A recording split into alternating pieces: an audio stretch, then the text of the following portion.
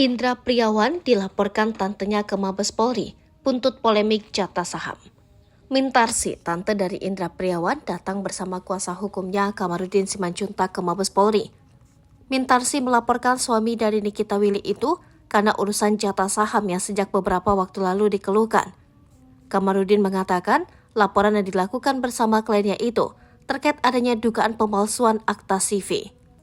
Kedatangan kita hari ini untuk membuat laporan polisi terkait adanya perbedaan atau dugaan tindak pidana pemalsuan, yaitu akta CV Lestiani dan juga PT Bluebird, ujar Kamarudin Simanjuntak. Mintarsi menjelaskan bahwa ada beberapa oknum yang dilaporkannya saat ini. Satu di antaranya adalah Indra Priawan yang menjadi ahli waris ayahnya selaku salah satu pemilik saham. Bahwa yang terlibat adalah adik dan kakak saya. Kakak saya punya anak 4. Salah satu dari anaknya itu ahli warisnya suami dari artis itu, beber Mintarsi. Tapi dia juga tahu permasalahannya, kalau tahu terlibat apa tidak, ucapnya. Sekedar informasi, Indra Priawan adalah anak dari Chandra Soeharto Djoko Sotono yang merupakan kakak dari Mintarsi. Masalah ini sudah bergulir sejak beberapa waktu lalu, dan Mintarsi sudah melayangkan somasi beberapa kali.